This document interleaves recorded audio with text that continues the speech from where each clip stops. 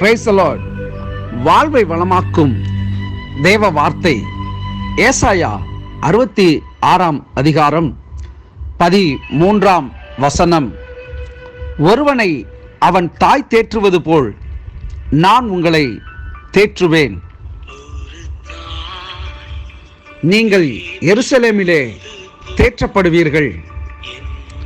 ஆம் பிரியமானவர்களே, ஒரு தாய்க்கு இருக்கிற மென்மையான கரிசனை தேவனிடம் இருக்கிறது.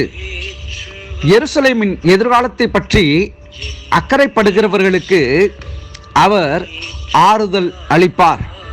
இந்த உலகத்திலே தாயின் அன்பை போல அதற்கு ஈடு செய்வது எதுவுமே கிடையாது. ஆனால் அந்த தாய்க்கும் மேலாக நம்முடைய ஆண்டவராகிய தெய்வம் இயேசு கிறிஸ்துனுடைய கரிசனை நம்மேல் இருக்கிறது என்பதை வேதம் நமக்கு தெளிவாய் சொல்லுகிறது. ஏசாயா 40:1-2 என் ஜனத்தை ஆற்றுங்கள், தேற்றுங்கள், எருசலேமுடன் பட்சமாய் பேசி அதன் போர் முடிந்தது என்றும் அதன் அக்கிரமம் நிவர்த்தியாயிற்று என்றும் அது தன் சகல பாவங்களின் நிமித்தம் கர்த்தரின் கையில் இரட்டிப்பாய் அடைந்து தீர்ந்தது என்றும் அதற்கு கூறுங்கள் என்று உங்கள் தேவன் சொல்லுகிறார்.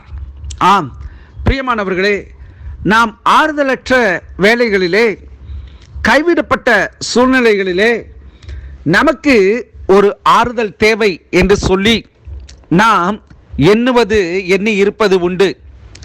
அந்த நிலையை நாம் அடைந்தாக வேண்டும் என்பதற்கு ஒரு சகோதரனோ சகோதரியோ, ஒரு தாயோ தகப்பனோ நண்பனோ நமக்கு தேவை என்பதை நாம் நினைத்து கொண்டு அவர்கள் பட்சமாய் நாம் சாய்வோம்.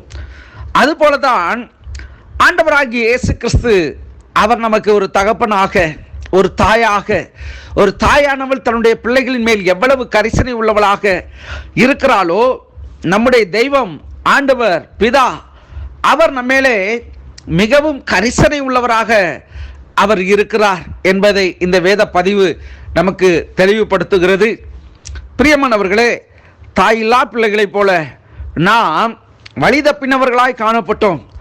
ஆனால் நமக்கு ஒரு தகப்பனாக, ஒரு தாயாக நம்முடைய தெய்வம் அவர் இறங்கி வந்தார். இந்த நாளிலே உங்கள் வாழ்க்கையிலே நீங்கள் தனித்து விடப்பட்டவர்கள் என்று ஒரு நாளும் நினையாதிருங்கள். உங்களுடைய சூழ்நிலையிலே உங்களை தேற்றுகிறதற்கு ஒருவர் இருக்கிறார். அவர் உங்களை அதிசயமாய் உங்களை தூக்கி சுமந்து தன்னுடைய மார்பிலே அவர் அணைத்து கொண்டு உங்களுடைய பிரச்சனைகள், உங்களுடைய காயங்கள் எல்லாவற்றிற்கும் மருந்தாக, நல்ல தாயாக, தகப்பனாக அவர் இருந்து உங்களை நடத்துவார். இந்த நாளிலும் உங்கள் வாழ்க்கையிலே ஒருவேளை நீங்கள் தாயோ தகப்பனோ இல்லாதவர்களாக, கைவிடப்பட்ட நிலையோ அல்லது தனித்து விடப்பட்ட நிலையோ என்று சொல்லி நீங்கள் கலங்கி தவித்து கொண்டிருக்கலாம். உங்களை பார்த்து தேவனுடைய வார்த்தை வருகிறது. உங்களை அவர் ஒரு தாய் தேற்றுகிறது போல அவர் உங்களை தேற்றுகிறவராக இருக்கிறார். அவர் தேற்றுவதைப் போல யாராலும் தேற்ற முடியாது. மனித அன்பு ஒரு நிலை மட்டும்தான். தேவனுடைய அன்பு அது என்றென்றைக்கும் நிரந்தரமான ஒரு அன்பு. ஆகவே அந்த அன்புள்ள தெய்வம் உங்களை ஒரு தாய் தேற்றுகிறது போல அவர் உங்களை தேற்றுகிறவராக இருக்கிறார். ஜெபிப்போம். பரிசுத்தமுள்ள நல்ல தகப்பனே, இந்த நாளிலே ஏசாயா 66 அதிகாரம் 13 ஒருவனை அவன் தாய் தேற்றுகிறது போல தேற்றுவேன், நீங்கள் எருசலேமிலே தேற்றப்படுவீர்கள் என்ற வார்த்தையின்படி எங்களை நீர் தேற்றி நடத்தி கொண்டு வருகிறதற்காய் நன்றி செலுத்துகிறோம். இந்த நாளை ஆசீர்வதியும். எங்களுக்கு நல்ல சுகம், பலன், ஆரோக்கியத்தை தாரும். எங்களுடைய பொருளாதார தேவைகளை நீர் இந்த நாளிலே எங்களுக்கு சந்தித்து எங்களை அதிசயமாய் நடத்தும். எங்களை சுற்றி நடைபெறுகிற தீமையான செயல்களிலே நாங்கள் விழுந்து போகாதபடிக்கு உம்முடைய கிருபையினாலே எங்களை இந்த நாளிலே நீர் தாங்கி வழி நடத்துவீராக. எங்களுக்கு ஆறுதலாகவும், எங்களுக்கு ஆதரவாகவும், எங்களுக்கு துணை நின்று எங்களுக்காக எல்லாவற்றையும் செய்து முடிக்கிறவராகவும் இந்த நாளிலே எங்களோடு நீர் கூட இருந்து நடத்தும்படியாக எங்களை உம்முடைய கரத்திலே ஒப்புக் கொடுக்கிறோம். ஆசீர்வதியும். வழி நடத்தும். இயேசுவின் நாமத்தில் ஜெபிக்கிறேன் எங்கள் ஜீவனுள்ள நல்ல பிதாவே. ஆமேன், ஆமேன். God bless you.